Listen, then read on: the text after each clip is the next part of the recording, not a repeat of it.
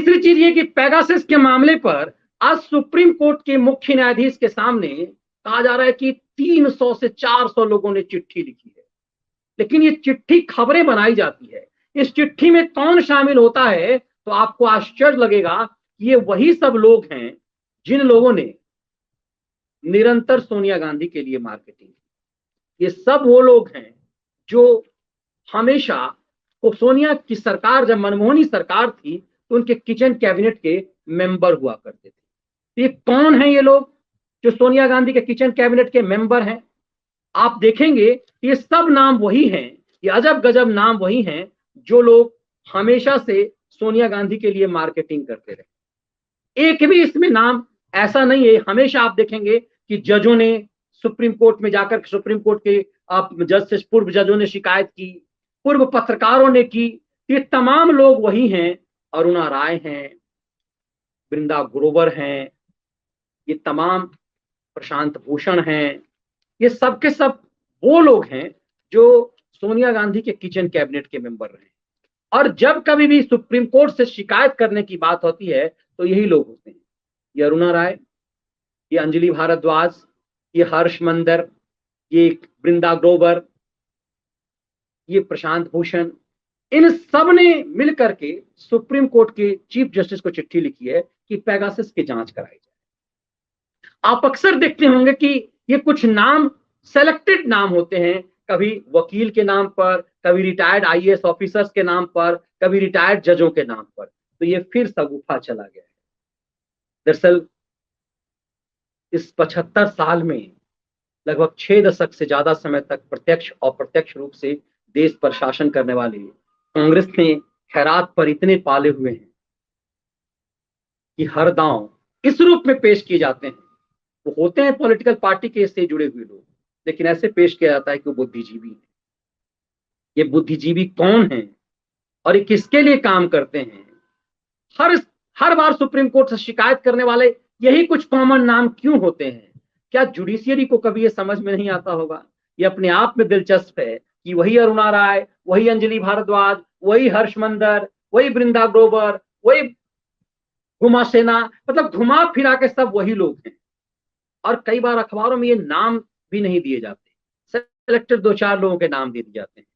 तब समझ में आता है कि क्या पेगासस का मामला पार्लियामेंट के इस सत्र के दौरान, ये वर्षाकालीन सत्र जो है, मानसून सत्र जिसे कहते हैं, उस मानसून सत्र से ठीक एक दिन पहले ये पेगासस का ड्रामा क्यों किया गया?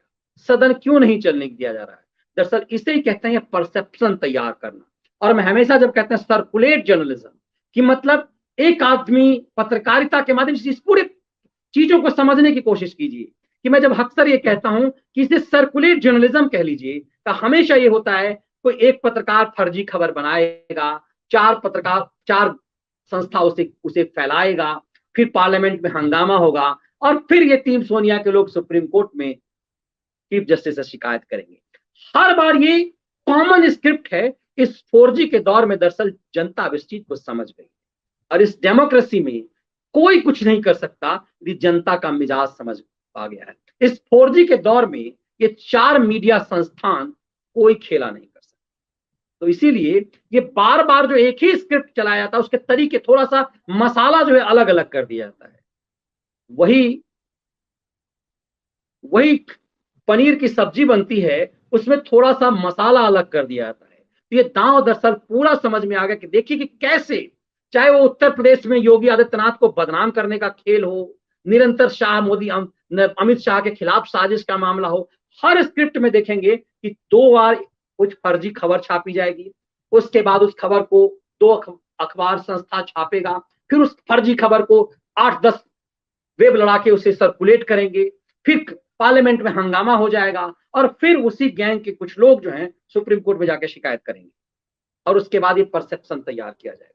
वही स्क्रिप्ट बार बार रिपीट की जा रही है। दरअसल इस 4G के दौर में सब कुछ समझ में आने लगा। यदि ऐसा नहीं होता तो आज शाम में जो मैंने विश्लेषण किया है कि केरल मॉडल का कैसे लेफ्ट लिबरल गिरोह ने केरल मॉडल का सगुफा छोड़ा। कल्पना कीजिए 4G नहीं होता तो ये साबित कर देते कि केरल मॉडल क्या है। इसीलिए कि केरल में लंबे समय से वाम और कांग्रेस का एक छत्र डाल, 5 साल वाम कांग्रेस, 5 साल वाम, और ये खैरात पर जिस लेफ्टिस्टों को, इन खैरातियों को पाला है जिस लेफ्ट और कांग्रेस ने, अब की बार तो लगातार वाम की सरकार 2 बार वहां बन चुकी है, लेकिन पारंपरिक रूप से यही होता है कि 5 साल वाम, 5 साल कांग्रेस। और वहां सरकार भी देखिए कांग्रेस के साथ कौन है, मुस्लिम लीग है। ये गजब का है, जिस मुस्लिम लीग ने देश का विभाजन किया। लेकिन आज देखिए कि ये पांडे जी जैसे जो पत्रकार हैं, ये बड़े बड़े अवार्डी पत्रकार, इसने कहा हम केरल मॉडल पर चर्चा करना चाहते हैं, मुझे मलयालम नहीं आती और वहां के प्रधान भी सीएम को हिंदी नहीं आती, इसीलिए हम केरल मॉडल की चर्चा नहीं कर पाते।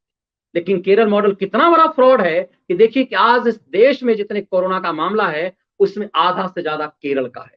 सिर्फ एक 3.5 करोड़ जनसंख्या वाला स्टेट, उसने पूरे देश को तबाह कर रखा है और उसे केरल मॉडल कहा जाता है। और उस सुप्रीम कोर्ट के मार्फत से भी उस केरल मॉडल को सराहा जाता है, उसे पाला पोसा जाता है, कन्विंस करके सुप्रीम कोर्ट। दिलचस्प ये देखिए कि केरल मॉडल इतना खतरनाक है, तो क्या जानबूझ करके इस केरल मॉडल से भारत को तबाह करने का षड्यंत्र रचा जा रहा है? अपने आप में ये खेल, ये समझना बहुत महत्वपूर्ण है। तब समझ में आएगा कि सर्कुलेट जर्नलिज्म का खेल क्या है, कैसे झूठ को सच बनाने का षड्यंत्र इस देश में चल रहा है, इसके मायने आपको समझ में आएंगे। और ये कितना खतरनाक है, कितना डरावना है, इसकी कल्पना कीजिए कि जिस केरल मॉडल से का महिमा मंडन किया जाता है पूरे देश में, वो केरल मॉडल इस देश के लिए कितना घातक है, लेकिन उसका महिमा मंडन किया जाता है। और ये आप और हम इसीलिए समझ पा रहे हैं, ये जो माध्यम है हमारा और आपका, जिससे आप हमारे जैसे छोटे स्तर के लोग पूरी दुनिया में संवाद स्थापित कर पाते हैं, लाइव संवाद स्थापित कर पाते हैं। और ऐसे ऐसे दर्जनों माध्यम हो चुके हैं, फेसबुक, ट्विटर, इंस्टाग्राम, ना जाने क्या क्या, अब तो अपना देशी ऐप आ चुका है जिसके माध्यम से आप उनके झूठ में सेंध लगा पाते हैं। कल्पना कीजिए आज से 8 साल पहले, 7 साल पहले ये कितना असंभव था, और ये फ्रॉडों का गैंग किस तरह से झूठ फैला पाता। इसीलिए इसे मैं लगातार सर्कुलेट जर्नलिज्म कहता हूं।